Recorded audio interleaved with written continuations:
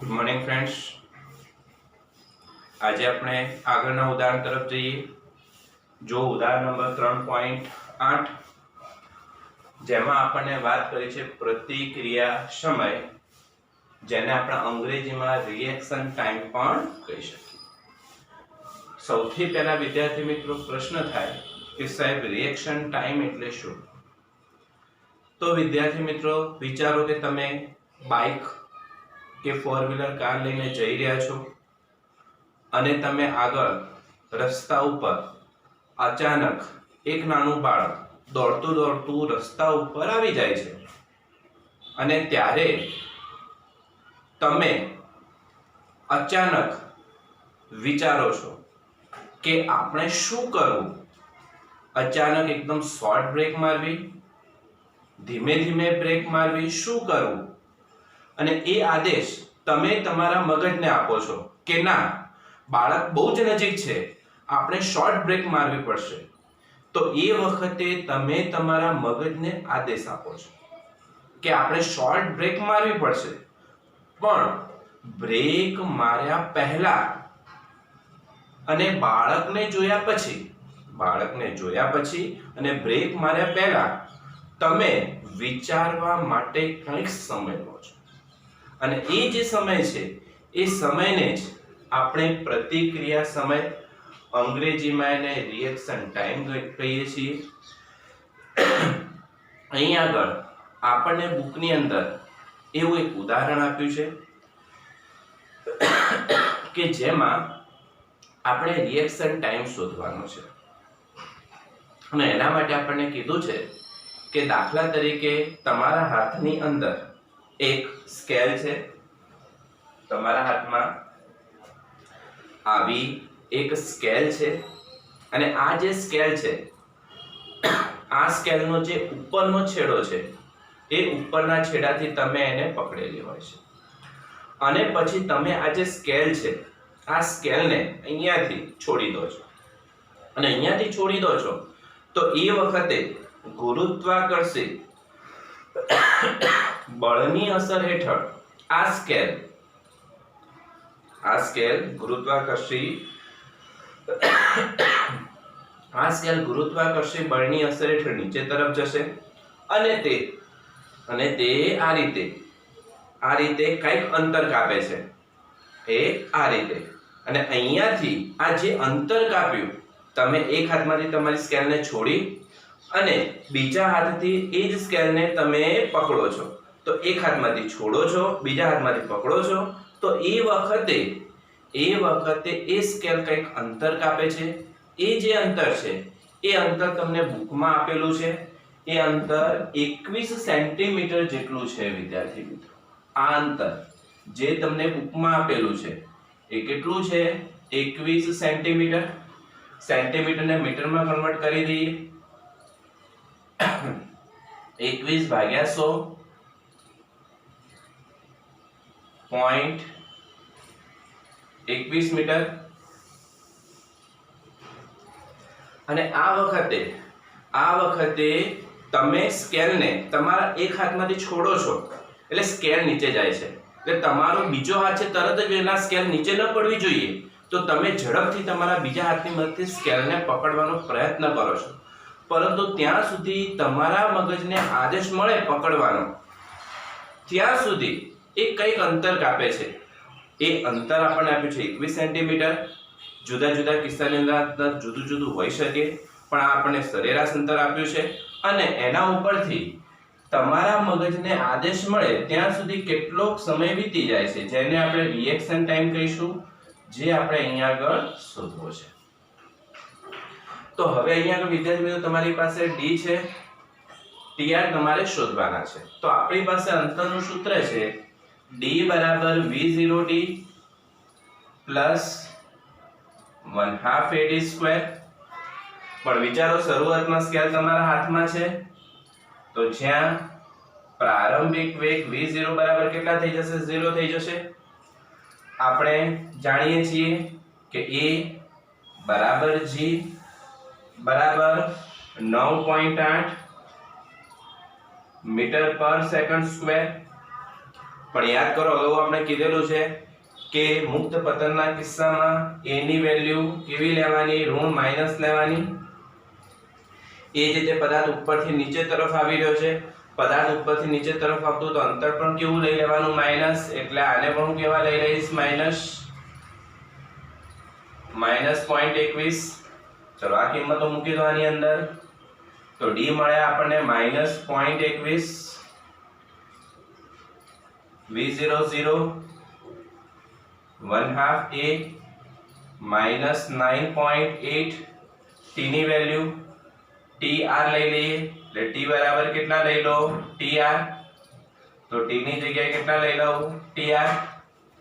સાદુરૂપ આપીએ વિદ્યાર્થી મિત્રો, t નો સ્ક્વેર છે એટલે અહીંયા સ્ક્વેર આવી જશે, તો tr સ્ક્વેર બરાબર અહીંયા માઈનસ છે, અહીંયા પણ માઈનસ છે, આ માઈનસ માઈનસ કેન્સલ થઈ જશે. એક સ્ટેપ વધારે લખો તો આ રીતે લખી શકીએ, -0.21 પ્લસ માઈનસ માઈનસ 9.8 ભાગ્યા 2 એટલે 4.9 tr સ્ક્વેર. આ માઈનસ કેન્સલ થઈ જશે, તો tr સ્ક્વેર બરાબર માઈનસ માઈનસ કેન્સલ 0.21 ભાગ્યા 4.9 tr સ્ક્વેર છે. વર્ગ દૂર કરીએ, વર્ગ દૂર કરવા માટે વર્ગમૂળ લઈ લો. અને વિદ્યાર્થી મિત્રો તમે આનું વર્ગમૂળ લેશો તો તમને આ જે જવાબ છે એ વર્ગમૂળ લીધા પછી જે તમને જવાબ છે એ જવાબ તમને લગભગ 0.2 સેકન્ડ જેટલો મળશે. 0.2 સેકન્ડ. અને આ જે ટાઈમ છે આ ટાઈમને આપણે કયો સમય કહે છે, રિએક્શન ટાઈમ, પ્રતિક્રિયા સમય. જ્યારે કોઈ ઘટના બનવાની છે એ ઘટનાને અનુરૂપ પ્રતિક્રિયા કર્યા પહેલા આપણે વિચારવા માટે થોડોક સમય લઈએ છીએ. એ સમયને આપણે શું કહીશું, પ્રતિક્રિયા સમય, અંગ્રેજીમાં રિએક્શન ટાઈમ કહીશું. ચલો ઝડપથી નોંધી દો ત્યારે. ચલો ઉદાહરણ નંબર 3.9 ની રકમ જોઈએ, જેમાં તમને કીધું છે કે બે સમાંતર રેલવે ટ્રેક છે, ઉત્તર દક્ષિણ દિશામાં છે. ટ્રેન એ ઉત્તર તરફ 54 કિલોમીટર પર હવાની ઝડપે ગતિ કરી રહી છે, જ્યારે ટ્રેન બી દક્ષિણ દિશામાં 90 કિલોમીટર પર હવાની ઝડપે ગતિ કરી રહી છે. અહીંયા આગળ તમને એકબીજાને સમાંતર એવા બે રેલવે ટ્રેક આપેલા છે, જેમાં એક ટ્રેન ઉત્તર દિશામાં, બીજી ટ્રેન દક્ષિણ દિશામાં. એકબીજાની સાપેક્ષમાં વાત કરવાની છે, માટે આપણે સાપેક્ષ વેગના સૂત્રની ચર્ચા કરવી પડશે. તો સૌથી પહેલા વિદ્યાર્થી મિત્રો અહીંયા આગળ આપણે ટ્રેન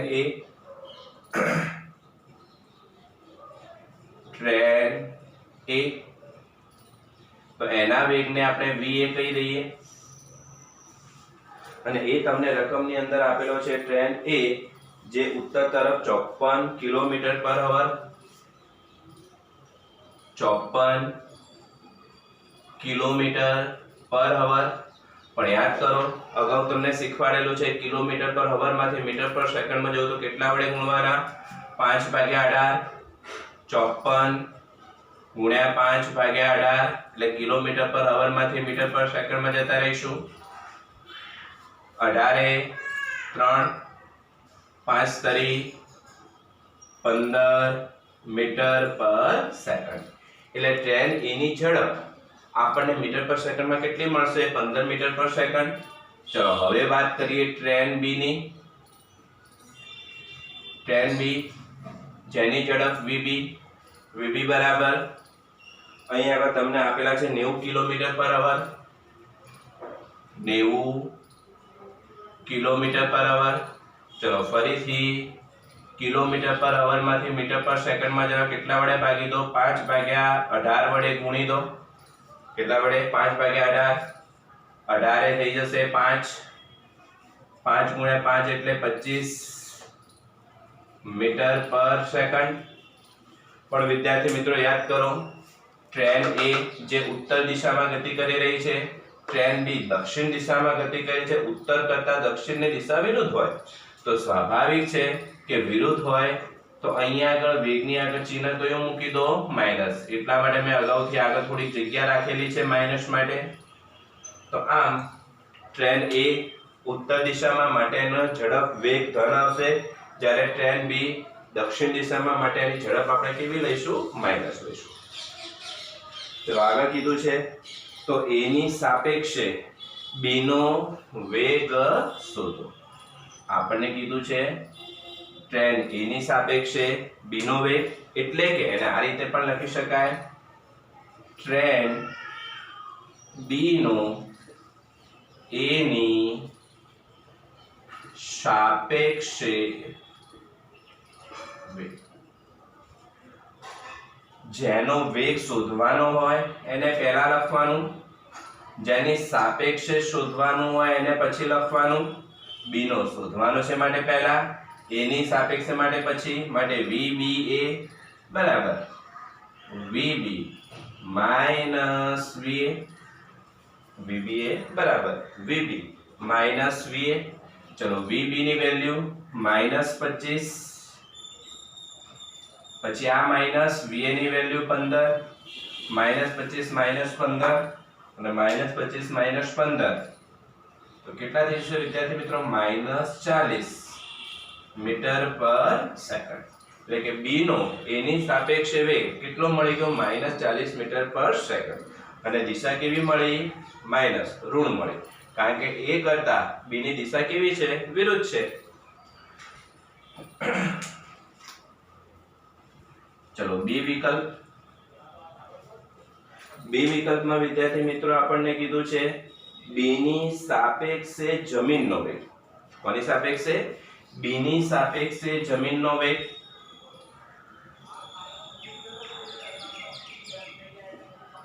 b ની સાપેક્ષે જમીનનો વેગ. તો અહીંયા આગળ આપણે શોધવાનો કોનો વેગ છે?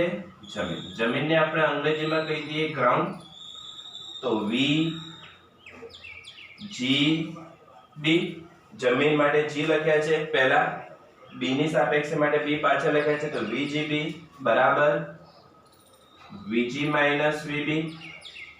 પણ વિદ્યાર્થી મિત્રો આપણને અનુભવ છે કે vg g એટલે ગ્રાઉન્ડ એટલે કે જમીન, જમીન ક્યારે ગતિ કરવાની છે ના, એટલે જમીન તો કેવી રહેશે સ્થિર, માટે vg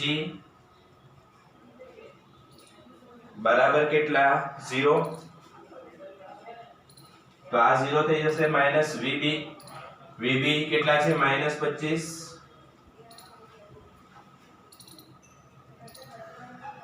minus minus plus 25 metre પર સેકન્ડ, માટે vgb બરાબર કેટલા, તો કે 25 મીટર પર સેકન્ડ. તો પાછો પ્રશ્ન સાહેબ તમે તો કહેતા તો જમીન ગતિ કરવાની નથી, પણ અહીંયા તો vgb એટલે કે જમીનનો b ટ્રેનની સાપેક્ષ વેગ +25 મીટર પર સેકન્ડ મળ્યો. વિદ્યાર્થીઓ આપણે ઘણી વખત ટ્રેનમાં બેઠા હોઈએ ત્યારે ટ્રેનની બારીમાં બેઠા બેઠા આપણે રસ્તા ઉપર આવતા ઝાડ નું અવલોકન કરીએ તો આપણને એવું લાગે કે જાણે કે આપણા ટ્રેનની ગતિની વિરુદ્ધ દિશામાં ઝાડ ગતિ કરી રહ્યા છે. પણ ક્યારે? જ્યારે આપણે ટ્રેનમાં બેઠા હોઈએ ત્યારે. પરંતુ વાસ્તવમાં તમે ટ્રેનમાંથી ઉતરી અને નીચે જઈને અવલોકન કરો તો ઝાડ ગતિ કરે છે ના, પરંતુ આપણે ટ્રેનમાં બેઠા હોઈએ અને ટ્રેન ગતિમાન અવસ્થામાં હોય તો આપણને ઝાડ જાણે કે ગતિ કરતા હોય એવો શું થાય છે અનુભવ થાય છે. એટલે એ જ રીતે અહીંયા પણ જમીન ગતિ કરવાની નથી, પણ જ્યારે આપણે બી ટ્રેનની અંદર બેઠા હોઈએ તો જાણે કે જમીન બી ટ્રેનની સાપેક્ષે આટલા વેગથી ગતિ કરતી હશે એવો આપણને શું થશે અનુભવ થશે. ચલો આગળ સી વિકલ્પ જોઈએ.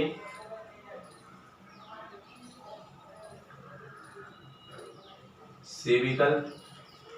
ચલો સી વિકલ્પ જે છે જેમાં આપણને કીધું છે ટ્રેન એ છે, આ ટ્રેન એ ની છત પર, ટ્રેન એ એની છત પર તેના ગતિની વિરુદ્ધ દિશામાં એની સાપેક્ષે 18 કિલોમીટર પર હવનની ઝડપથી દોડતો એક વાંદરો, અને આ વાંદરાનો વેગ જમીન પર રહેલી કોઈ વ્યક્તિની સાપેક્ષે શોધો. ટૂંકમાં અહીંયા આગળ ટ્રેન એ છે, એ ટ્રેન એની છત ઉપર કોઈ એક વાંદરો ટ્રેનની ગતિની વિરુદ્ધ દિશામાં ગતિ કરી રહ્યો છે અને એની ઝડપ તમને આપી દીધી છે 18 કિલોમીટર પર અવર, પણ કોની? વાંદરાની. એને આપણે દર્શાવીએ v, વાંદરાને કહી દઈએ મંકી, મંકી માટે m. કઈ ટ્રેન ઉપર ગતિ કરી રહ્યો છે? તો કે એ ટ્રેનની ઉપર, માટે vm a બરાબર. તો વાંદરાનો ટ્રેન a ની સાપેક્ષે વેગ ઝડપ તમને આપી દીધી છે 18 કિલોમીટર પર અવર. કિલોમીટર પર અવર માંથી મીટર પર સેકન્ડમાં જાઓ, 5/18 મીટર પર સેકન્ડ. આ કેન્સલ થઈ જશે, માટે 5 મીટર પર સેકન્ડ. પરંતુ વિદ્યાર્થી મિત્રો, તમે રકમમાં વાંચો તો સ્પષ્ટ લખેલું છે કે ટ્રેન a ની સાપેક્ષે વાંદરો તેની ગતિની વિરુદ્ધ દિશામાં જઈ રહ્યો છે, અને ગતિની વિરુદ્ધ દિશામાં જતો હોય તો વિરુદ્ધ માટે આગળ ચિહ્ન કયું મૂકવું પડશે? માઈનસ મૂકવું પડશે. માટે vm એ બરાબર કેટલા? તો કે -5 મીટર પર સેકન્ડ. પરંતુ વિદ્યાર્થી મિત્રો, આપણે સૂત્ર જાણીએ છીએ vm a અને vm a બરાબર vm માઈનસ va લખી શકીએ. હવે vm માઈનસ va આપણે શું શોધવાનું છે? તો કે જમીન પર ઊભી રહેલી વ્યક્તિની સાપેક્ષે વાંદરાનો વેગ શોધવાનો છે. માટે vm ને કરતા બનાવી દો. તો vm બરાબર vm a, આ માઈનસ પેલી બાજુ જશે તો કેવા થઈ જાય? va. માટે vm બરાબર vm a -5. va રકમમાં આપણે શરૂઆતમાં આપેલા છે 15. 15 માંથી 5 જશે, 15 માંથી 5 જશે તો કેટલા? 10 મીટર પર સેકન્ડ.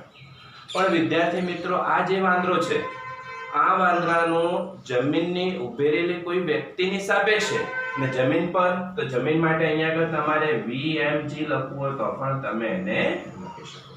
માટે vm બરાબર vmg બરાબર 10 મીટર પર સેકન્ડ. એટલે કે ટ્રેનની અંદર ઊભા રહીને કોઈ એક વ્યક્તિ એનું અવલોકન કરશે તો એને વેગ એનો -5 મીટર પર સેકન્ડ દેખાશે. પણ જો જમીન ઉપર ઊભી રહેલી કોઈ વ્યક્તિ જોશે તો એને એનો વેગ કેટલો દેખાશે? 10 મીટર પર સેકન્ડ દેખાશે. તો આ ઉદાહરણ સાપેક્ષ વેગ ઉપર આધારિત છે. ચલો ઝડપથી નોંધી દો ત્યારે. ચલો વિદ્યાર્થી મિત્રો, હવે સ્વાધ્યાયના દાખલા તરફ આપણે આગળ વધીએ.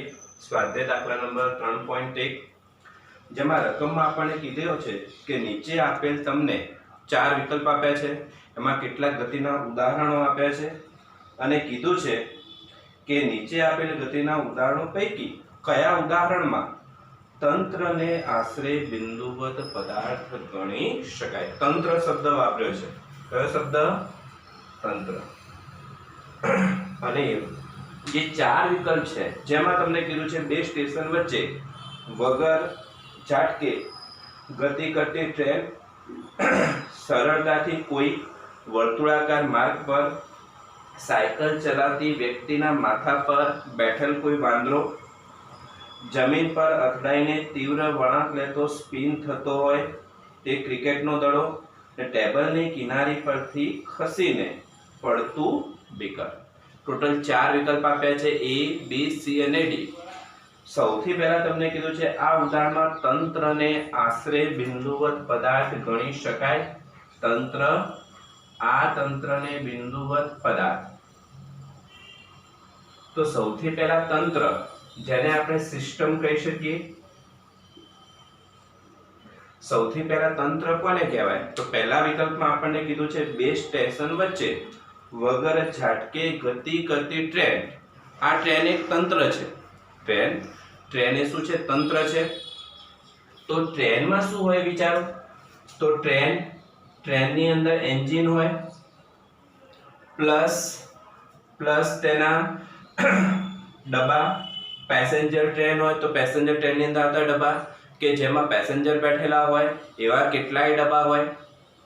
લગભગ સામાન્ય એવી ટ્રેન હોય તો જેની અંદર લગભગ 20 ડબ્બા જેટલા હોય છે. અને સૌથી છેલ્લે ગાર્ડનો ડબ્બો હોય, સૌથી છેલ્લે કોનો ડબ્બો હોય? ગાર્ડનો. એન્જિન પ્લસ વચ્ચે પેસેન્જરના ડબ્બા પ્લસ ગાર્ડનો ડબ્બો, અને આ આખે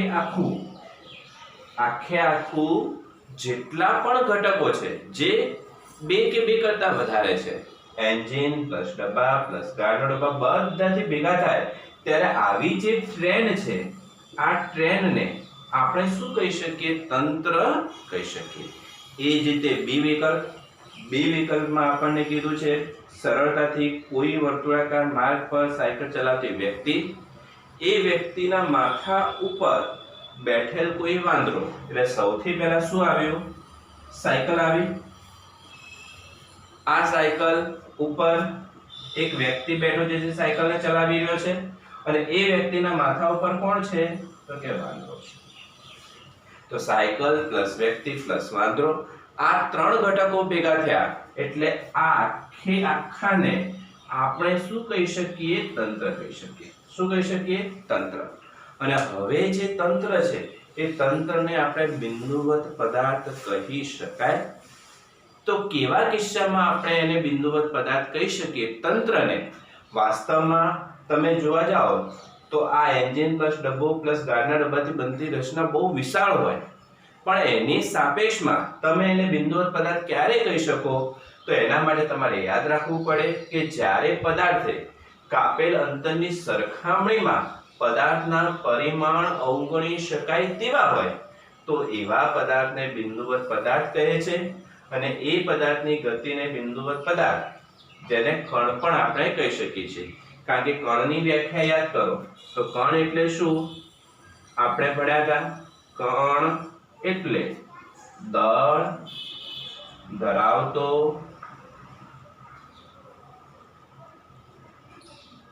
બિંદુવત પદાર્થ. કણ એટલે દળ ધરાવતો બિંદુવત પદાર્થ. બિંદુવત પદાર્થ જે દળ ધરાવે છે પણ બહુ જ સૂક્ષ્મ હોય.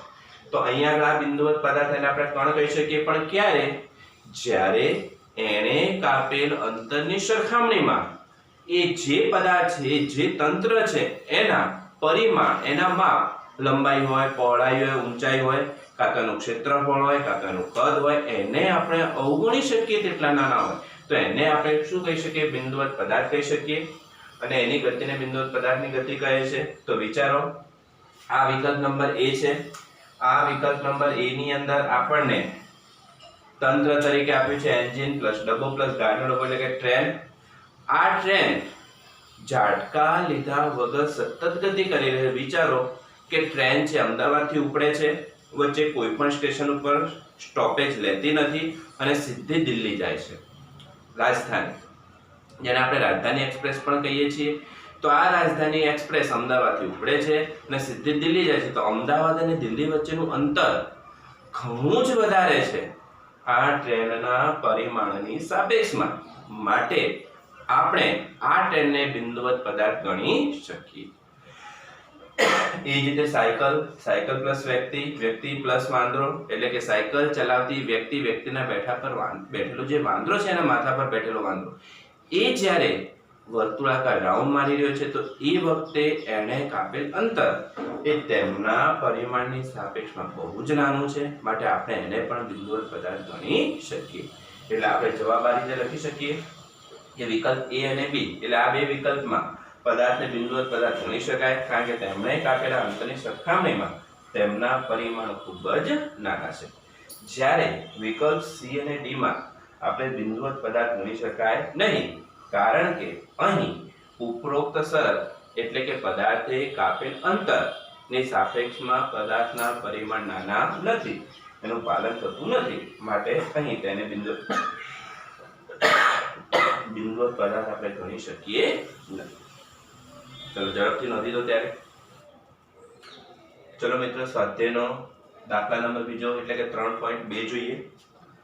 સ્વાધ્યાયના આ દાખલામાં તમને કીધું છે કે બે બાળકો એ અને બી તેમની શાળાઓથી અનુક્રમે તેમના ઘરે પી અને ક્યુ પર પરત ફરી રહ્યા છે, જેને સ્થાન વિરુદ્ધ સમયના આલેખ દ્વારા આકૃતિમાં દર્શાવેલ છે. તો એના પરથી નીચેના જુદા જુદા જવાબો આપો. ફરીથી એક વખત બે બાળકો છે, આ એ બાળક છે જેની ગતિ અહીંયા આલેખમાં દર્શાવી છે, આ બી બાળક છે જેની ગતિ આલેખમાં દર્શાવેલી છે. તો આ બે બાળકો ઓ બિંદુ એટલે કે શાળાએથી પોતાના ઘરે, આ પી બિંદુ એ બાળકનું ઘર છે, આ ક્યુ બિંદુ જે બી બાળકનું ઘર છે. તો આ બંને બાળકો શાળાએથી પોતાના ઘરે જવા માટે નીકળ્યા છે. તો એના ઉપરથી આ બાળકની જે ગતિ છે આપણને x વિરુદ્ધ t ના આલેખ દ્વારા દર્શાવેલી છે. તો આપણને કીધું છે અહીંયા આગળ કે નીચેના જુદા જુદા જવાબો આપો. જેમાં સૌથી પહેલા વિકલ્પ એ માં કીધું છે કે આ બંને બાળકો પૈકી કયા બાળકનું ઘર એ શાળાની નજીક છે, એટલે કયો બાળક શાળાની નજીક રહે છે, એ બાળક કે બે બાળક. તો વિદ્યાર્થી મિત્રો આલેખની અંદર જો આ x જે છે એ આપણને બાળકના ઘરના સ્થાન દર્શાવે છે. આ બાળકના ઘરના સ્થાન દર્શાવે છે. હવે તમે જુઓ આ ઓ બિંદુ એટલે કે શાળા છે, એનાથી બાળક એનું ઘર આટલું છે, જ્યારે બાળક બીનું ઘર આટલા અંતરે છે. તો વિચારો કે O થી P મોટા છે કે O થી Q મોટા છે. તો સ્વાભાવિક છે કે આ OQ અંતર એ OP કરતા કેવું છે, વધારે છે. અને જો OQ અંતર વધારે હોય તો આલેખ પરથી સ્પષ્ટ છે કે આ OQ ગ્રેટર ધેન OP, અથવા ઊંધું બોલો OP લેસ ધેન OQ, એટલે કે OP અંતર ઓછું છે. જો અંતર ઓછું હશે તો એ બાળક શાળાએથી કેવો હશે, નજીક રહેતો હશે. તો આથી એ બાળકનું ઘર બે બાળકના ઘરની સાપેક્ષમાં સ્કૂલની કેવું છે, સૌથી નજીક છે. ટૂંકમાં એ બાળક શાળાની કેવો રહે છે, નજીક રહે છે. બી વિકલ્પમાં કીધું છે વિદ્યાર્થી મિત્રો આ બંને જે બાળકો છે એમાંથી કયો બાળક એ શાળાએથી વહેલા ઘરે જવાની શરૂઆત કરે છે. કયો બાળક શાળાએથી વહેલા ઘરે જવાની શરૂઆત કરે છે? તો જોઈ લો, આ એ બાળક છે એ t બરાબર 0 સમયે ઉગમ બિંદુથી નીકળે છે આ રીતે, એટલે કે t બરાબર 0 સમય એ બાળક અહીંથી નીકળે છે. જ્યારે બી બાળક t બરાબર 0 સમય નથી નીકળતો, પરંતુ ત્યાર પછીના કોઈક સમય નીકળે છે. વિચારો કે આ બાળક t બરાબર 0 સમય એટલે 7 વાગે, સાંજે 5 વાગે નીકળે છે, અને એના પછી આ બાળક નીકળે છે. તો ધારી લો કે 6 વાગે નીકળે છે, આપણે ધારીએ છીએ.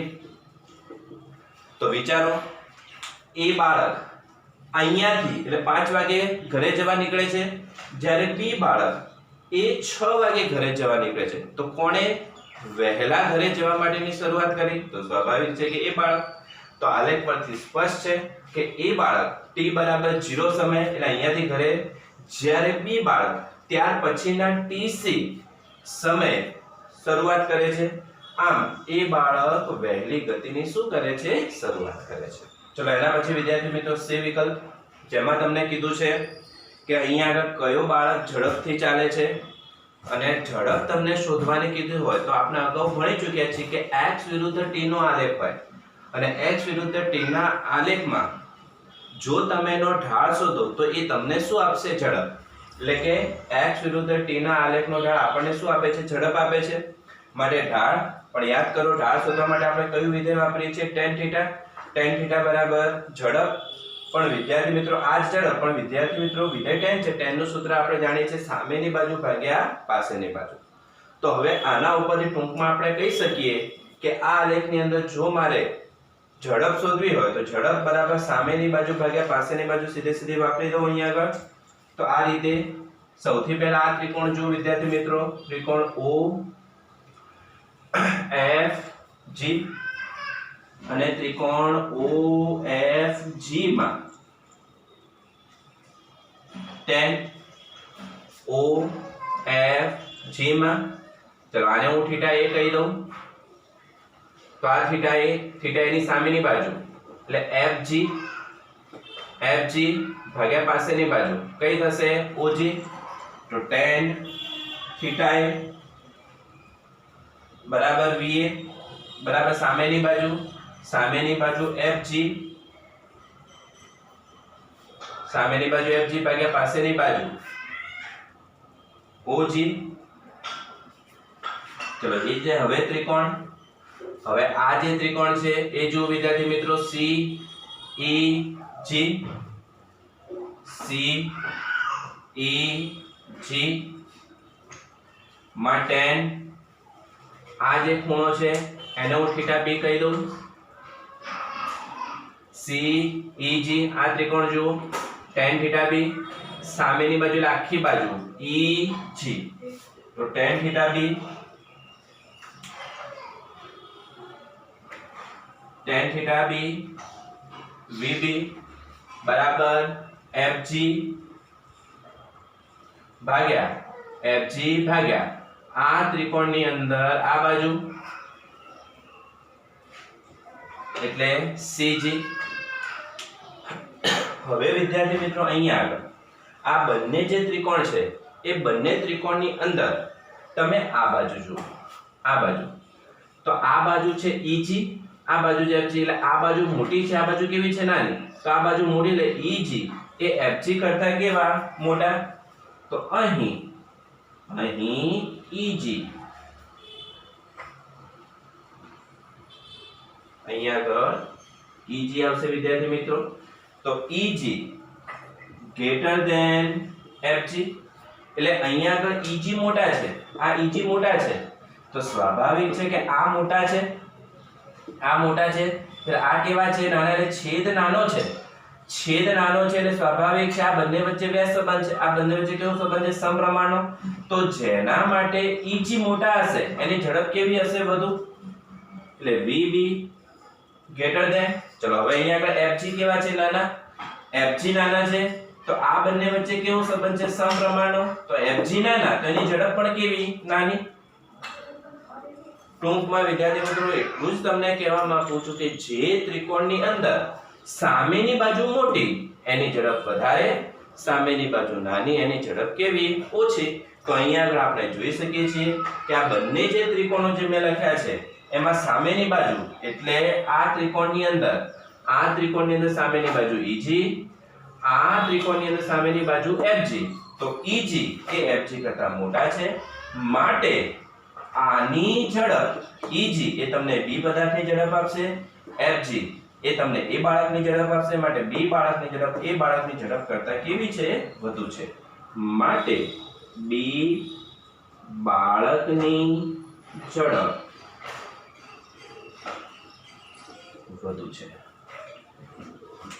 ચલો એના પછીનો પ્રશ્ન પૂછ્યો છે તમને કે A અને B એક જ અથવા જુદા જુદા સમયે ઘરે પહોંચે છે. તો અહીંયા આગળ તમે જોઈ લો, આ A બાળકની ગતિ આમ છે, આ એક બિંદુ આપણે આપ્યું છે,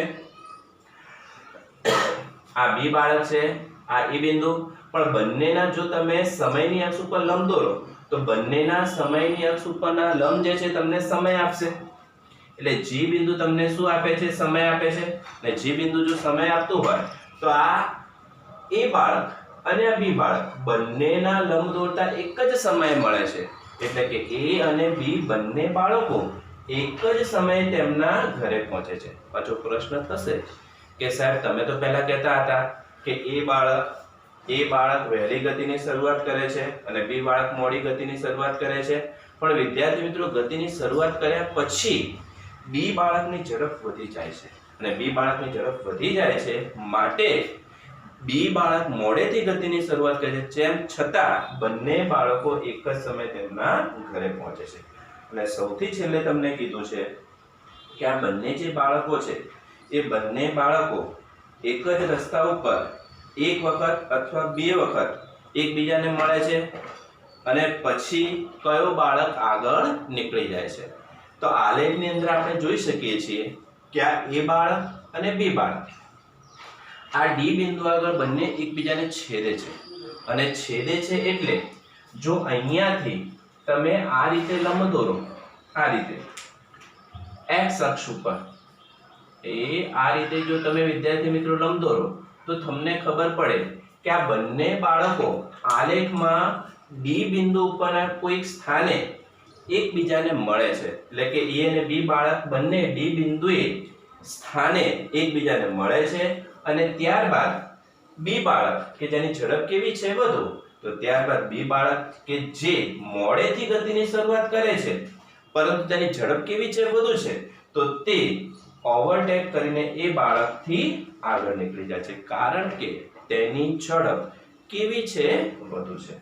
તો આ રીતે જે બી બાળક છે અને એ બાળક છે બંને અહીંયા આગળ એકબીજાને મળે છે, hi hello how are you કહે છે અને ત્યારબાદ આ બી બાળકની ઝડપ વધુ હોય તે અહીંથી એને ઓવરટેક કરીને આગળ નીકળી જાય છે. ચલો ઝડપથી નોંધી લો વિદ્યાર્થી મિત્રો. ચલો વિદ્યાર્થી મિત્રો, સ્વાધ્યાય દાખલા નંબર 3.3 જોઈની રકમ. વિદ્યાર્થી મિત્રો, તમારે દરેક દાખલો ગણતી વખતે તમારી પાસે ફરજિયાતપણે બુક હોવી જોઈએ. અહીંયા આગળ બધા દાખલાઓની રકમ બહુ લેન્ધી હોય છે એટલે આપણે બોર્ડ ઉપર લખી શકતા નથી, એટલે તમારે તમારી પાસે બુક રાખવી ફરજિયાત છે. જો 3.3 જેમાં તમને કીધું છે કે એક મહિલા છે, આ મહિલા સવારે 9 કલાકે, સવારે કેટલા કલાકે? 9 કલાકે મહિલા સવારે 9 કલાકે પોતાના ઘરેથી 2.5 કિલોમીટર દૂર આવેલા, આ મહિલાનું ઘર છે, અહીંયાથી 2.5 કિલોમીટરના અંતરે એનું કાર્યાલય આવ્યું છે. અહીંયા આગળ આપણે આ અક્ષ ઉપર અંતર એનું સ્થાન દર્શાવીએ છીએ કિલોમીટરમાં, તો એના ઘરેથી મહિલાનું જે કાર્યાલય છે એ 2.5 કિલોમીટરના અંતરે આવેલું છે. આ કાર્યાલય પર તે 5 કિલોમીટર પર હવાની ઝડપે સીધી સડક પર ચાલીને જાય છે. ત્યાંથી તે સાંજે 5 કલાક સુધી રહે છે. એટલે મહિલા સવારે 9 વાગે નીકળે છે, સીધી સડક પર ચાલીને પોતાના કાર્યાલય ઉપર આવી જાય છે અને ત્યાંથી તે સાંજે 5 વાગ્યા સુધી તે પોતાના કાર્યાલય પર રહે છે અને સાંજે 5 વાગે તે 25 કિલોમીટર પર હવાની ઝડપે ગતિ કરતી ઓટો રિક્ષા લઈ અને પોતાના ઘરે પરત આવે છે. તો આના માટે યોગ્ય સ્કેલમાં પસંદ કરી મહિલાની ગતિ માટે x વિરુદ્ધ t નો આલેખ દોરો. સમયનો થોડોક બચાવ થાય એટલા માટે મેં આલેખ દોરી દીધો છે, પણ કઈ રીતે દોરીએ છીએ હવે આપણે સમજીએ. તો સૌથી પહેલા નંબરમાં વિદ્યાર્થી મિત્રો, જે મહિલા છે એનું ઘર ઓ સ્થાન ઉપર આવેલું છે, ઉગમ બિંદુએ આવેલું છે, ત્યાંથી એનું જે કાર્યાલય છે કેટલા કિલોમીટરના અંતરે છે? 2.5. એટલે કે તમારા માટે જે અંતર છે એ અંતર કેટલા કિલોમીટર આપી દીધું છે તમને?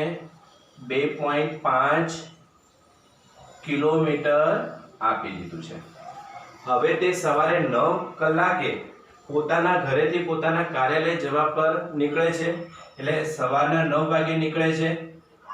તો સવારનો સમય આપણે લઈ લઈએ, સવાર અને સાંજ. જ્યારે તે સવારે નીકળે છે ત્યારે તેની ઝડપ 5 કિલોમીટર પર અવર છે, એટલે એનો વેગ 5 કિલોમીટર પર અવર છે. જ્યારે સાંજે તે કાર્યાલયથી ઘરે આવવા માટે નીકળે છે ત્યારે તે ઓટો રિક્ષા લે છે અને જેની ઝડપ તમને આપી છે 25 કિલોમીટર પર અવર. એટલે વેગ આપવાનો વેગ તો કે ઓટો રિક્ષાનો વેગ છે, જેની અંદર આ મહિલા બેઠેલી છે એટલે એનો જ વેગ કહેવાય. તો એ વેગ તમને આપી દીધો છે 25 કિલોમીટર પર અવર. હવે તમને અહીંયા આગળ અંતર આપેલું છે, વેગ આપેલો છે, તો આપણી પાસે સૂત્ર છે વિદ્યાર્થી મિત્રો, વેગ બરાબર અંતર ભાગ્યા સમય.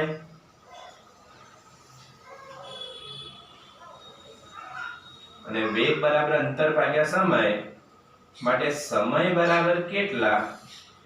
તો સમય બરાબર અંતર ભાગ્યા વેગ. તો આ મહિલાનો સવારનો સમય શોધી દો. સવારનો જે સમય છે એ સવારના સમય, જેને આપણે દાખલા તરીકે TA વડે દર્શાવી દઈએ. તો સમય અંતર કેટલું છે? 2.5 ભાગ્યા વેગ. વેગ કેટલો છે વિદ્યાર્થી મિત્રો? 5 છે. તો હવે 2.5 ભાગ્યા તમે 5 કરો વિદ્યાર્થી મિત્રો, તો આ સમય તમને કેટલો મળશે 0.5 કલાકમાં મળશે। અને જો તમારે મિનિટમાં જવું હોય મિનિટમાં તો તમે આને 60 વડે ગુણી દો ને 0.5 ગુણ્યા જો 60 કરી દઉં તો 60 પંચા 300 એક મિનિટ કેન્સલ થઈ જાય તો એ કેટલા મળશે તમને 30 મિનિટ। તો વિચારો કે સવારે 9 વાગે પોતાના ઘરેથી નીકળે છે અને ઘરેથી જે ઓફિસ જાય છે પોતાના જે કાર્યાલય જાય છે ત્યાં આગળ જવા માટે કેટલો સમય લે છે 30 મિનિટ। 9 વાગે નીકળી 9 વાગે તે નીકળે છે ઓફિસ જવા માટે કેટલા મિનિટનો સમય લે છે 30 મિનિટનો તો વત્તા 30 કરી દો અને વત્તા હું 30 કરી દઉં તો 9 વાગીને 30 મિનિટે તે ક્યાં પહોંચશે કાર્યાલય પહોંચે છે।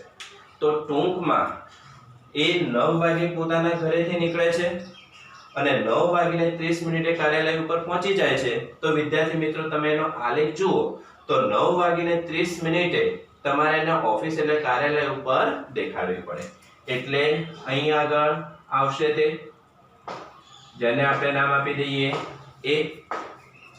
ચલો હવે એ જ રીતે સાંજની વાત કરીએ। હવે તે સાંજે 5 વાગ્યા સુધી કાર્યાલય ઉપર રહે છે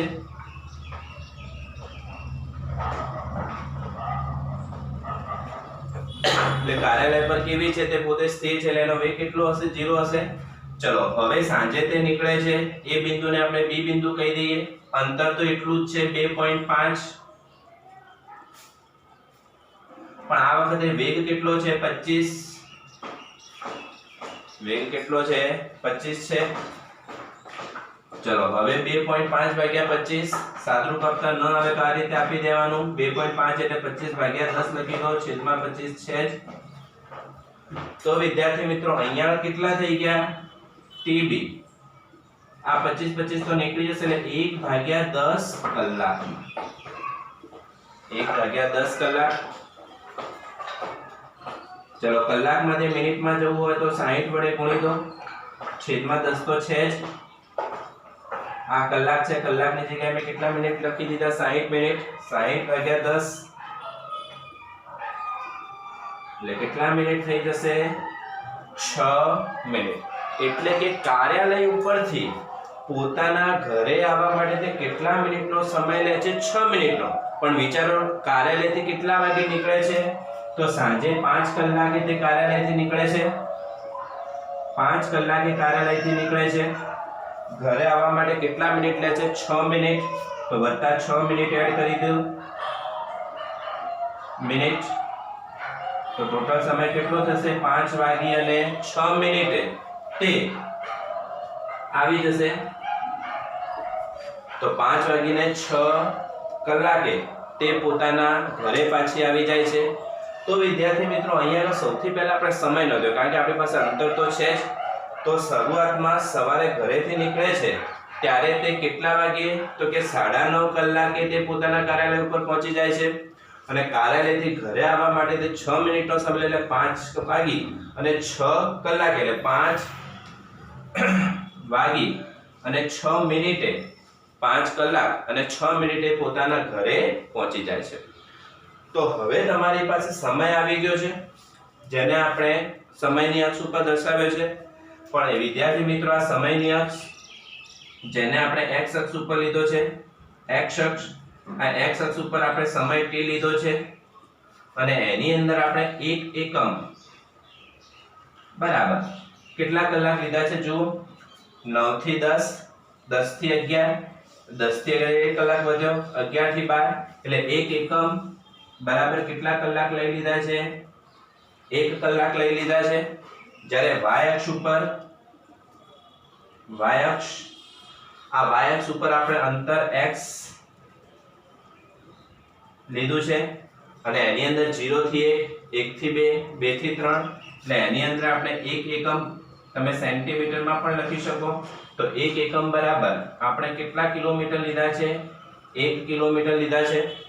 તો આ રીતે તમારે સૌથી પહેલા આ x અક્ષ ઉપર સમય લઈ લેવાનો જેમાં 9 10 11 12 1 2 3 4 5 દર્શાવી દેવાનો y અક્ષ ઉપર અંતર x લઈ લેવાનું કિલોમીટરની અંદર 0 1 2 3 દર્શાવી દેવાનું 2 અને 3 ની વચ્ચે 2.5 જ્યાં એનું કાર્યાલય આવે છે પહેલેથી નોંધી લેવાનું પછી O જ્યાં એનું ઘર આવેલું છે પછી તમારે ગતિની વિદ્યાર્થી મિત્રો શરૂઆત કરવાની અને 9:30 પોતાના કાર્યાલય પહોંચી જાય છે તો 9:30 અને 2.5 ને જોડતું એક બિંદુ મૂકી દેવાનું જેને નામ કયું આપી દેવાનું A પછી અહીંયા આગળ તમારે બિંદુ આપી દેવાનું B બિંદુ કયું આપી દેવાનું B સાંજે 5 વાગ્યા સુધી તે ત્યાં રહે છે એટલે અહીંયા આગળ B આપી દેવાના 5 વાગે તે ત્યાંથી નીકળે છે અને પોતાના ઘરે આવે છે તો અહીંયા આગળ પોતાના ઘરે આવે છે પણ એ ઘરે કેટલા વાગે આવે છે 5:06 એટલે અહીંયા આગળ તમે ફરીથી એક બિંદુ આપી દો C અને ત્યાર પછી આ ને જોડી દો A અને B ને જોડી દો B અને C ને ફૂટપટ્ટીની મદદથી જોડી દો અને આ રીતે તમે આ મહિના માટે એક સુધી તટીનો આલેખ દોરી દીધો જેમાં તમે એ બિંદુ પરથી લંબ દોરો છો સમયની અક્ષ ઉપર એટલે તમને સમય મળી જશે 9.5 કલાક જે આ બે બિંદુ પરથી લંબ દોરશો એટલે વ્યક્તિ જ્યારે ઓફિસથી નીકળે છે તમને સમય મળી જશે 5 કલાક અને પોતાના ઘરે આવે છે ત્યારે 5 કલાક અને 6 મિનિટનો આપણને સમય મળી જશે તો આ રીતે આપણે આ ઉદાહરણ ગણી શકીએ ચલો નોંધી લો વિદ્યાર્થી મિત્રો ઝડપથી